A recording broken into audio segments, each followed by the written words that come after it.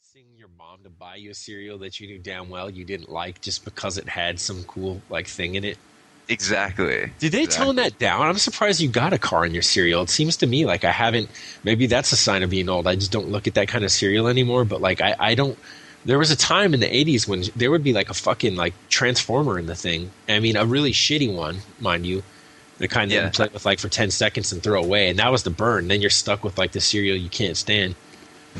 Yeah, I think that they did sort of tone it down, but I think it's not because they finally started, having some concern for kids or something, and like the mental environment of advertising to kids constantly. I think it was more that kids just don't give a fuck about toys anymore.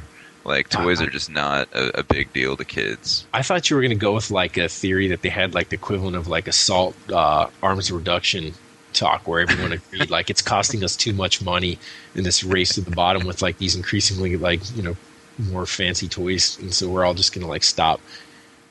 No, I mean I think you talk to like a 7-year-old boy now. Ask him what he does with his free time, and I guarantee you it's not play with action figures. It's play video games or at the very least like ride a bike or something I entertaining. don't know about that, man. Like I know for a fact that they do say that toy sales are down and that they attribute that to video games. Hence like the hard time that Toys R Us has been having and stuff. Yeah. But it just seems to me like such a natural thing for kids to want, like just, I mean, play guns and go out, but then also just, I don't know, the Yeah, but actual miniature things that they can touch and stuff. well, two things to that is, I mean, natural is one thing, but I mean, when I visit friends who have young children, I'm amazed at how early they are. They're going on the computer and going right to the sites that they're supposed to go to play the kinds of games that are appropriate for their age group. I mean, for me, it's like I didn't get my hands on my first computer until I was 6 years old. It was a Radio Shack MC10. So, I mean, there weren't even really games for this thing. I got the kind like where you had to program your own games into it. You had to make your own fun. And on top of that, I did walk uphill both ways in the snow to get to school. But then, and then like, maybe by the time I was 14, we had a PC. But kids are being introduced to computers earlier, to gaming earlier, and all those kinds of things. So it doesn't surprise me that that toys might be taking something of a hit. And what's interesting about that is that Will Wright, in an interview with Brian Crescenti at Kotaku for Brian's Well Played column, talked about how Will talked about how he wants to sort of revitalize toys. And there are companies that are making toys that are tied to like free to play MMOs or microtransaction MMOs, like where the toy comes with a code and you enter the code on the website for the game, and that unlocks things within the game. So clearly, people are trying to video game eyes, if that's it's not a word, I just made it up, but toys, they're trying to bring some of those properties to it. I mean, so I think Sean, in that case, I mean, that may be a generational thing for us, because I certainly loved physical toys growing up and was introduced to computers and games much later in life than I think kids are being introduced to it today, and that's clearly affecting their tastes.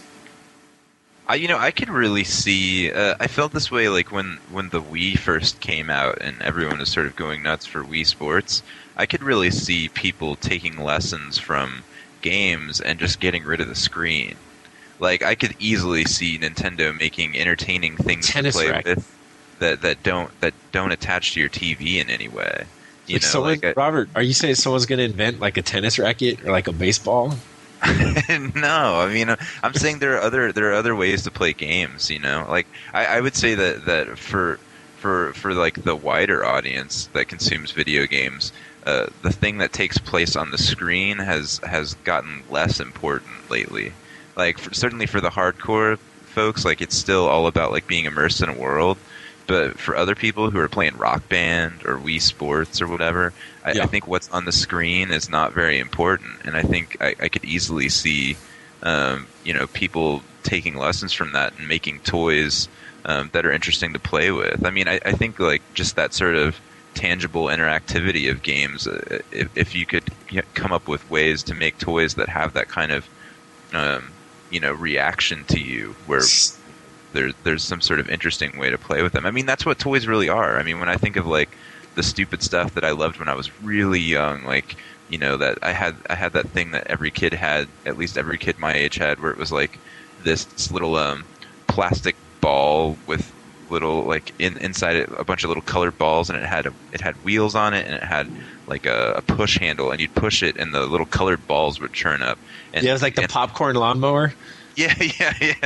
And the fun thing of it was just that it was this weird, you push it and it does something, and that's the basic fun of a game right there. Yeah, action and reaction. I mean, growing up, I had these blocks. They weren't Legos. I don't even know what they were, but I had a set of them. They were different colors, and I would put them together in ways that created these humanoid characters, and I would just basically make them as superheroes and supervillains, and I'd create my own superhero epics with them. And when I look back at how I got into directing in college and things like that, I think, and my interest in directing movies, I think that actually probably stemmed from taking these humanoid characters and creating these superhero stories and battles. And I don't know that just doing that on screen, playing, I don't know, Justice League Heroes or something like that would have fired my imagination in the same way. And that's actually one of the concerns that I have about games. And partially comes from ignorance, because I don't have children of my own, so I don't really have any direct way of seeing sort of the impact of it. But I grew up in a family where reading was really important, and our parents read to us, and we were encouraged to read. Our house was full of books. Our TV time was severely regulated. We didn't have a console, those kinds of things. And so is using our imagination was really important. And there are ways in which TV and movies and even games, I think, there are ways in which they can, colonize your imagination, because they sort of provide everything for you. In a book, you sort of have to conjure up the images in your head. You have to, what do the voices sound like? Those kinds of things. And games, movies, TV, in some ways they provide that stuff for you. Now the flip side is that we're seeing user generated content and other things that are Sims and things like that where it's even more of a shared story and experience creation. And I think there's a lot of potential in that, but there's part of me that sort of I almost have I feel like almost like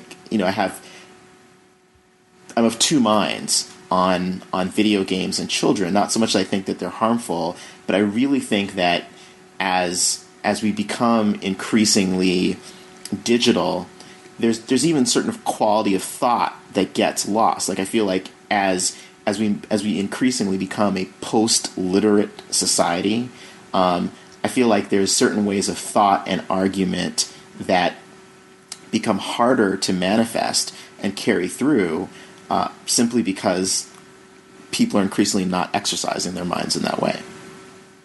There's a lot. Go ahead, Robert. Go ahead, Robert.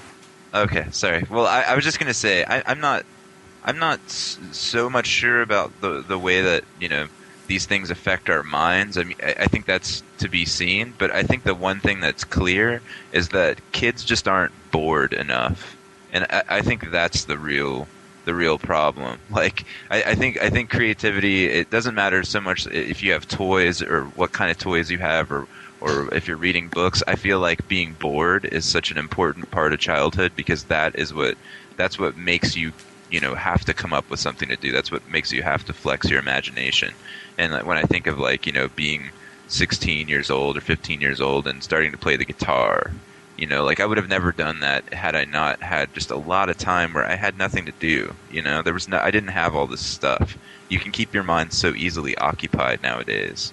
And I'm sure that feels really fun for a kid, because you do have so much time, and all your mind wants when you're a teenager or younger or whatever is just to be occupied. But I think boredom is just really important. I have a lot to say about kids and toys, because Actually, to my annoyance, my neighbors tend to be the house where like about 10 local kids congregate. And so it just means because kids don't, between a certain age, kids cannot talk. They can only scream or yell or, and they're always like out there playing. And it's like, it's funny. Like I'll just see them and the stuff they do is interesting. And it doesn't sound creepy. Like I was out on the back porch reading and they're just like basically like right downstairs in the yard going ape shit. And they're playing. They had just a number of bats and sticks and stuff, and they were playing like Samurai Siege, and they had said that this porch is whatever the castle, and the guys are coming around. But it was funny that to watch them generate their own rules for play and then abide by them, so that when one of them would lose a limb by being struck, they would then hold it behind their back and then continue to fight with one arm or something like that. And then they try to do it with their legs. And then there was this kid. He could have only been like 10 years old, and he had lost both of his arms. And I see him holding his bat out of his pants like it's his dick. And he's running around swinging at the other kids. And it's like, that was like such a bit of like, you know, for one, he's 10 and is like, you know, I totally admired that. But on the toy thing, I don't know. I mean, you know, we can only speculate on the long-term effects it might have on cognition and stuff, but and how the extent to which imagination plays a part in, you know, computer games and such. But half the time when I was a kid, I didn't even know what the fuck the toys were. Like, you just get them somehow, or we'd have trading sessions in, like in my friend's doghouse. He had this big dog, so like somehow like we'd get three of us in there, and we'd bring some toys and trade. And like that's when, if you were stupid, if you're on the losing end, Megatron would get replaced by the atomic powered robot, which was this kid Marco got it. It had to have gotten it from Tijuana or something, and it was like you put a little bit of oil in it, and it talks, and it would smoke because it would burn that oil, and it would be like, "I am the atomic powered robot. Please give my best wishes to everybody." And so we just like playing with all that shit. But the thing is, we'd make stories about what we were doing because we had no context for who was who, and we'd make these big campaigns. And then even in the cases when we were playing with figures that were associated with a universe that had backstory available via cartoon or comic book, like G.I. Joe, we'd come up with our own campaigns where, like, I remember one where I convinced Alvin that Baroness had that she did something to double cross Cobra Commander, and I think he was just upset that she was kicking it to Destro and not him anyway, so we had to behead her. So we chopped off the Baroness's head with the hatchet and put some red marker on it. And it was, I mean, this was like the culmination, you know, this was like the climax of this big campaign that we were working out. And then afterward it was rad because Alvin started crying when he realized that Baroness's head had come off. And we did similar things like that too, where like he had the Cobra Rattler. It was like basically an A-10 with some like extra bullshit on it, like a turret on the dorsal turret, and we tie that to a string and like spin it around in circles, pretending it's flying, and then like just let the string go and say that, you know, the striker shot it down or something, and it would be awesome and it would blow up, but then it wouldn't come back together afterwards.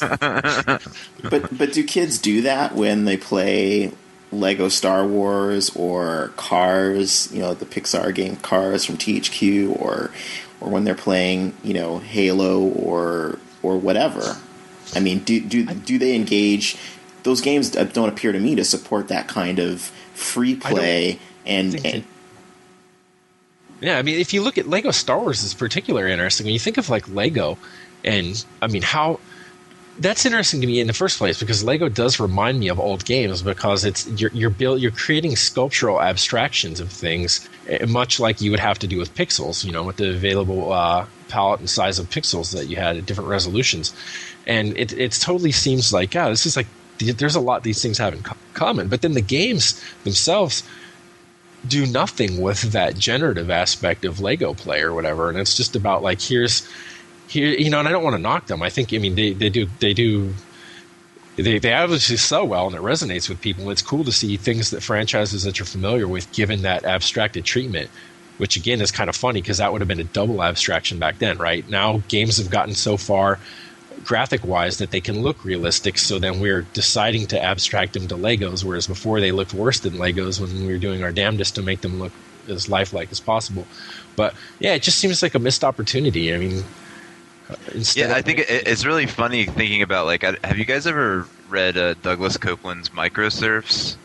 It's a like a book from the 90s about these guys who work at Microsoft and they leave during sort of like the beginning of the tech boom to start their own company, basically making a multimedia software program, like a CD-ROM back when that was hot. They were going to make a CD. They were going to make a CD-ROM that was basically like digital Legos, and the book was very sort of up on this idea. Like his vision of where technology was going was like so creative and cool. They were going to make this amazing interactive Legos thing where people could build stuff out of digital Legos and express themselves and have all this imagination. And it's funny that how it turned out really was that like Lego just was another like sort of crass marketing thing to be thrown in with like Star Wars or any other piece of your childhood to try to sell it to you again for the 15th time. Yeah. Yeah. To be fair though, I'm thinking about where kids can they have a number of options that we didn't have. It's like the amount of remixing and the whole just like creating parodies and spoofs, or just flat out new material with digital means. Videos, audio, songs, and stuff. Even like sometimes a simple animated GIF. Like something comes out, and then 10 seconds later, you see like the most hilarious like parody of it possible.